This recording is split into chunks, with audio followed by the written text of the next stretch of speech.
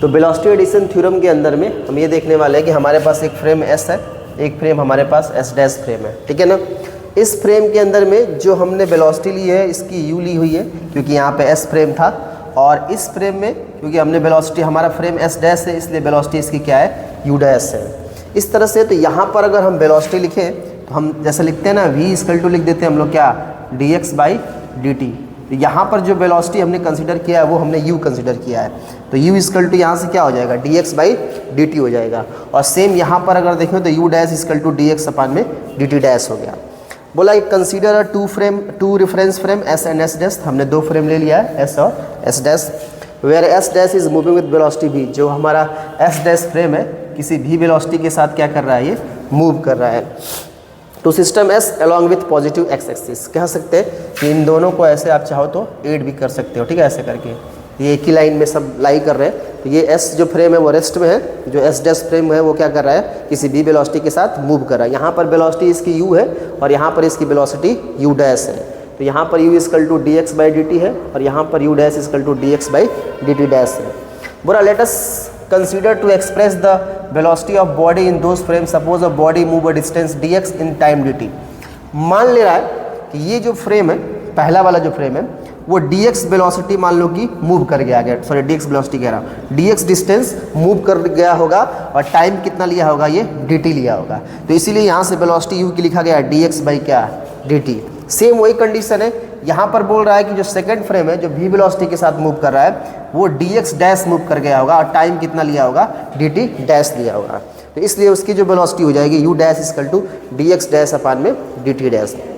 अब बात करते हैं, कुछ एक्सप्रेशन हम पहले से जानते हैं, लॉरेंट ट्रांसफॉर्मेशन हम लोगों ने पढ़ा हुआ है और साथ ही साथ में गैलीलियन ट्रांसफॉर्मेशन भी पढ़ा हुआ हम लोगों ने। तो गैलीलियन ट्रांसफॉर्मेशन में x dash equal to x minus v t है, जब इसको हम रेसिप्रोकल लेते हैं तो यहाँ पर x हो जाता है, x डैश ये प्लस होना चाहिए, ठीक है, x डैश प्लस क्या हो जाता है, वी डी डैश हो जाता है, y डैश बराबर y, z डैश बराबर z, t डैश बराबर t, y बराबर y डैश, z बराबर z डैश, t बराबर t डैश। ये नहीं बदलता क्योंकि हम x एक्सिस में काम करते हैं, लेकिन यही लॉरेंट ट्रांसफॉर्मेशन के अंदर में x dash equal to gamma dash x minus v t होता है। इसको रेसिप्रोकल लोगे तो x बराबर गामा हो जाएगा, x डैश प्लस क्या हो जाएगा, वी टी डैश हो जाएगा। और इसमें हमें दो ही चीज़ चाहिए, एक ये वाला चाहिए फॉर्म और एक टाइम वाला फॉर्म चाहिए। तो टी डैश का जो फार्मूला होता है T minus X B upon में सी square under root one minus B square upon में सी स्क्वायर, इसी को रेसिप्रोकल ले लो, इसको हटा दो तो टी बन जाता है यहाँ पर T equal to T dash plus x dash B upon में सी square under root one minus B square upon में सी स्क्वायर। और एक फार्मूला और यहाँ पे इंक्लूड कर देता हूँ जो कि गामा का फार्मूला होता है, वन अपान में होता है under root one minus B square upon में सी स्क्वायर, ये भी एक फार्मूला होता है जो कि आगे मैंने लिखा हुआ है। अब ध्यान से देखो, यहाँ पर हमने ये वाला फॉर्म लिया, एक्स इक्वल टू क्या है, gamma x dash plus we t dash है। अगर इसमें हम इसको डिफरेंशिएट करें एक्स के रिस्पेक्ट में तो dx हो जाएगा, यहाँ पे बच जाएगा गामा, अंदर जाएगा dx डैश, v कांस्टेंट है, यहाँ पे क्या हो जाएगा आपका dt डैश हो जाएगा। तो एक फॉर्म ये मिल गया। अब टाइम का फार्मूला हमने लिखा है यहाँ से t dash plus x dash v upon में सी square under root one minus B square upon में सी स्क्वायर। तो अब यहाँ पर मैंने पहले ही बताया कि गामा की वैल्यू क्या है, वन अपान में under root one minus B square upon में सी स्क्वायर। तो इस वाले पूरे टर्म्स को हम क्या ले सकते हैं, गामा ले सकते हैं। तो डी टी इक्वल टू यहाँ से आएगा डी टी डैश हो जाएगा, ये डी एक्स डैश हो जाएगा, वी हो जाएगा अपान में सी स्क्वायर और वन अपान में under root one minus B square c square क्या लिख देंगे, गामा लिख देंगे, ठीक है। तो ये वैल्यू मिल गई। अब यहाँ से डी एक्स बाई क्या करो, डी टी निकाल लो, जो डी एक्स की वैल्यू हमारे पास ये थी और डी टी की वैल्यू हमारे पास ये है। तो D x by d T निकालो तो गामा, ये पूरा टर्म्स हमने रख दिया, gamma D x dash plus we t dash हो गया और फिर हमने डी टी का टर्म ये वाला यूज कर दिया, d t dash plus v d x dash upon में सी स्क्वायर। तो गामा से गामा क्या हो जाएगा, कैंसिल हो जाएगा। अब देखो यहाँ से, अब हमने क्या किया, हर जगह डी टी से डिवाइड कर दिया है। तो जैसे यहाँ पे डी एक्स डैश अपान में d t dash, v t dash v d t dash upon में डी टी डैश, यहाँ पे डी टी डैश अपान में d t dash plus v d x dash upon में d t dash upon में सी square. अब कटा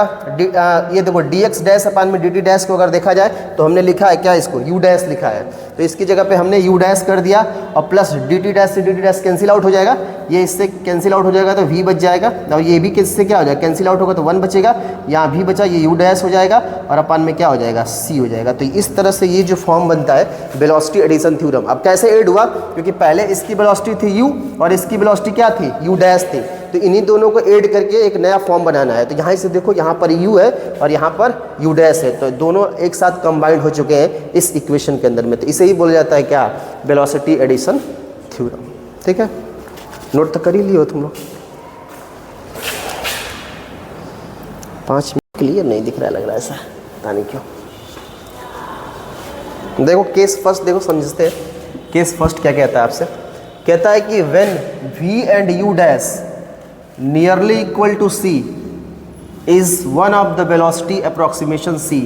कह रहा है कि अगर v और u डैश,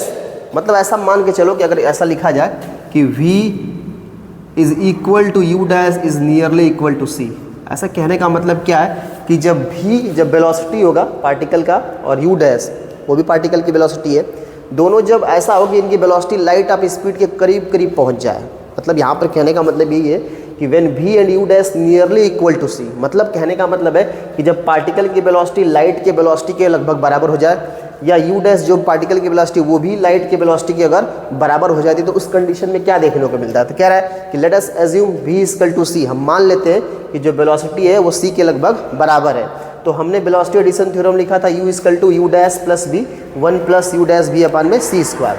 तो अब देखो जहाँ पर u डैश है और जहाँ पे v है, तो v की जगह पे हमने क्या पुट कर दिया, c पुट कर दिया, क्योंकि यहाँ पे ऑलरेडी बोला है v c के क्या है, बराबर है। तो यहाँ से 1 प्लस u डैश c, अब v की जगह फिर क्या लिख दिए, c लिख दिए, तो c से c एक कैंसिल आउट हो जाएगा, ऊपर बच गया u equal to u dash plus c, और यहाँ बच गया u डैश अपान में c से मल्टीपल कर दिया यहाँ पे, तो c से मल्टीपल कर दिया, यहाँ पे c आ गया, u डैश c ऊपर चला जाएगा और इससे एक कैंसिल हो जाएगा। तो यहाँ पर मिल गया हमें कि u भी क्या होगा, c के बराबर होगा। इसका मतलब सही बोला है कि अगर v वेलोसिटी अगर नियरली इक्वल टू होगा c के, तो इसका मतलब ये भी कन्फर्म है कि u भी क्या होगा, c के बराबर ही मिलेगा हमें हमेशा। ठीक है ना, ये कहना चाह रहा था आपका पहला स्टेटमेंट कि अगर वेलोसिटी v c के वेलोसिटी ऑफ लाइट के अगर नियरली इक्वल है, तो इसका मतलब ये भी है कि जो पार्टिकल की वेलोसिटी है वो भी लाइट के वेलोसिटी के लगभग बराबर ही होगी।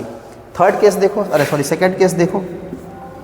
कह रहा है कि इफ u डैश c और v बराबर है, एक पहला कंडीशन तो उसमें था ही, इस बार पहले उसने u को लिया था हम लोगों ने, मतलब यहाँ पर u का कंडीशन किया ना, u डैश कर दिए तो हमने u बराबर c मिल गया है। तो आगे देखो यहाँ पर बोला कि u डैश जो ये आपस में अगर बराबर है, u डैश की वेलोसिटी जो लाइट की वेलोसिटी और जो पार्टिकल की वेलोसिटी सब अगर आपस में बराबर होंगे, तो उस कंडीशन में देखो u dash is plus v upon में ये, और जहाँ जहाँ हमें पता है कि u डैश हमारा किसके बराबर है, v के बराबर है, तो हमने यहाँ v रख दिया 1 प्लस, फिर हमें पता है u डैश v के बराबर है, तो v स्क्वायर अपान में c स्क्वायर हो गया, तो ये v प्लस v 2v बन गया। और यहाँ पे क्योंकि v और c भी आपस में क्या है, बराबर है, तो 1 प्लस 1 2 मिल गया, यहाँ से ये कट गया, तो फिर यहाँ से देखो तो u जो होगा वो भी फिर क्या होगा, c के लगभग बराबर ही हो जाएगा। तो इस तरह से